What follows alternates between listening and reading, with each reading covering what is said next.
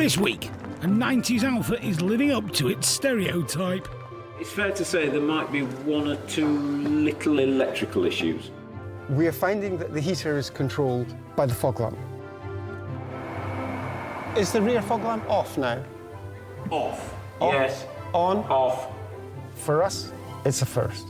4 years on, we catch up with Andy and his dad to see how they're getting on with their road roller. Everybody buys a car. Everybody buys an MBGDT or whatever you call them, you know. But not many people buy a road roller. And we take on a French motoring icon. Oh my God, a Citroen Dolly.